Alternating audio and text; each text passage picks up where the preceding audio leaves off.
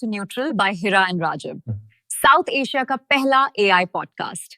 No propaganda, only facts. अगर आपको लगता है हमारा स्टांस क्लियर और न्यूट्रल है तो चैनल को सब्सक्राइब और वीडियो को लाइक लाजमी करें ताकि नेक्स्ट न्यूट्रल एपिसोड आपको सबसे पहले मिले. अस्सलाम वालेकुम. इस वक्त पाकिस्तान में इंतहाई तशवीशनाक डेवलपमेंट्स हो रही हैं.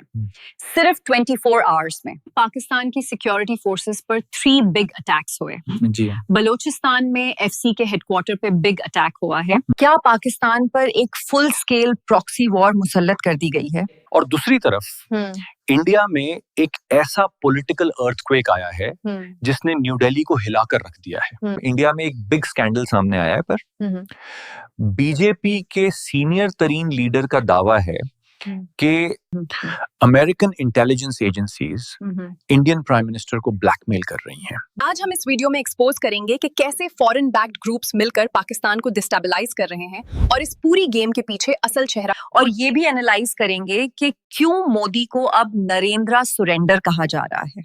इन इंतहाई अहम अपडेट्स के लिए हमारे साथ रहिए और वीडियो को एंड तक लाजमी देखें. पहले चलते हैं बलूचिस्तान की तरफ. नावकुंदी में FC हेडक्वार्टर पर एक बिग ऑर्गेनाइज्ड अटैक हुआ है. दहशतगर्दों ने पहले मेन गेट पर एक कार टकराई है. इस धमाके की कवर में बाकी मुसल्ला मिलिटेंट्स ने फैसिलिटी के अंदर स्टॉर्म करने की कोशिश की. ये एक नया और खतरनाक तरीका है जो हमने क्वेट्टा और पेशावर में भी देखा. लेकिन पाकिस्तान की सिक्योरिटी फोर्सेस अलर्ट थी. शदीद फायरिंग एक्सचेंज हुई और इनिशियल रिपोर्ट्स के मुताबिक बड़ी तादाद में मिलिटेंट्स को हलाक कर दिया गया है. क्वेटा से मजीद रीइंफोर्समेंट्स इंक्लूडिंग गनशिप हेलीकॉप्टर्स भी रवाना किए गए हैं. ये कोई आइसोलेटेड इंसिडेंट नहीं था. आज सिर्फ नौकुंदी नहीं बल्कि DI खान में भी एक अटैक में 3 सोल्जर्स शहीद हुए और एक मेजर जख्मी हुए. इसके अलावा खैबर पख्तूनख्वा के कुर्रम डिस्ट्रिक्ट में ऑलमोस्ट 3 डजन TTP मिलिटेंट्स ने एक पुलिस चेक पोस्ट पर अटैक किया. 2 पुलिस ऑफिसर्स शहीद हुए लेकिन जवाब में 4 अटैकर्स को भी मार गिराया गया. ये क्लियर एस्केलेशन है. यहाँ पर एक बहुत इंपॉर्टेंट सवाल उठता है, ये अटैक्स इतने कोऑर्डिनेटेड क्यों हैं? आप देखें दोनों ग्रुप्स की आइडियोलॉजिकली बिल्कुल डिफरेंट ग्रुप्स हैं. 180 डिग्री का डिफरेंस है. लेकिन आज दोनों एक ही वक्त में पाकिस्तान पर हमला आवर है. वजह सिंपल है, इन दोनों ग्रुप्स के आइडियोलॉजिकल डिफरेंसेस जरूर हैं लेकिन इनका हैंडलर एक है, इंडिया. इनकी स्ट्रिंग्स न्यू दिल्ली से हिलाई जा रही हैं और इनकी फैसिलिटेशन और सेफ हेवंस का बंदोबस्त अफगानिस्तान में तालिबानी रेजीम कर रही है. दिन में 2 अटैक्स एक मिलिटेंट ग्रुप की तरफ से और 3rd अटैक एक दूसरे ग्रुप की तरफ से. ये सिंपल टेररिज्म नहीं, ये पैटर्न एक चीज की तरफ पॉइंट करता है. पाकिस्तान के खिलाफ एक carefully crafted hybrid war strategy activate हो चुकी है जिसमें इंडिया और अफगान रेजीम दोनों इन्वॉल्व हैं. पाकिस्तान को अब इन मिलिटेंट्स और उनके स्पॉन्सर्स के खिलाफ डिसाइसिव एक्शन लेना होगा. अब चलते हैं इंडिया की तरफ जहां एक ऐसा बॉम्बशेल गिराया गया है जो अनप्रेसिडेंटेड है और ये ऑपोजिशन ने नहीं बीजेपी के अपने अंदर से आया है. हम बात कर रहे हैं एक ऐसे पार्लियामेंटेरियन की जो कोई मामूली पॉलिटिशियन नहीं है. फॉर्मर कैबिनेट मिनिस्टर, 6 मर्तबा पार्लियामेंट के मेंबर और हार्वर्ड से PhD हैं.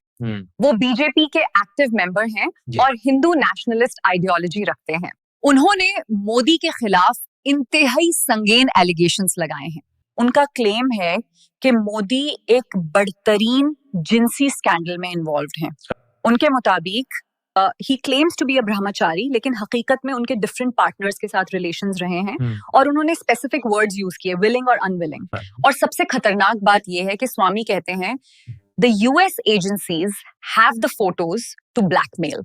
उनका क्लेम है कि US के पास उनकी पिक्चर्स और ऑडियो विजुअल एविडेंसेस अवेलेबल हैं और वो इसी बुनियाद पर उनको ब्लैकमेल कर रहे हैं जिससे इंडिया का नेशनल इंटरेस्ट हर्ट हो रहा है. अगर हम इस एलिगेशन को सच माने तो बहुत सी चीजें क्लियर हो जाती हैं. हम सब ने देखा है कि ट्रंप किस तरह रोजाना इंडिया पर छड़ दौड़ता है. कभी इंडियन इकोनॉमी को डेड इकोनॉमी कहता है, कभी टैरिफ्स की धमकी देता है. और US प्रेसिडेंट ने ये भी क्लेम किया था कि मैंने मोदी को कहा कि पाकिस्तान के साथ सीज फायर करो वरना मैं टैरिफ्स लगा दूंगा और मोदी मान गए. इन सब के बावजूद मोदी ने कभी US के खिलाफ एक वर्ड नहीं बोला. तो क्या असल वजह ये ब्लैकमेलिंग है? अगर एक मुल्क का प्राइम मिनिस्टर किसी और मुल्क के हैंड्स में ब्लैकमेल हो रहा हो तो क्या वो अपने फैसले लेने में आजाद है? ये इंडिया की सॉवरेंटी पर एक बिग क्वेश्चन मार्क है. इसीलिए अब बीजेपी और RSS के अंदर से आवाजें उठ रही हैं. वो मोदी को एक लायबिलिटी समझते हैं. न्यूज है कि वो पीएम को रिप्लेस करने का प्लान बना चुके हैं। करंट पीएम की जगह योगी जैसे लीडर को लाने की प्लानिंग है। लेकिन इस सब में पाकिस्तान के लिए एक वार्निंग है।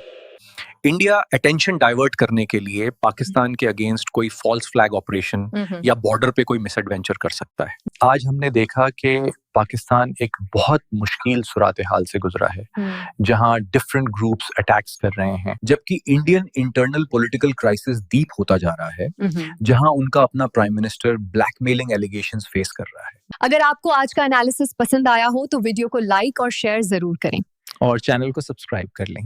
अपना ख्याल रखें। अल्लाह हाफिज।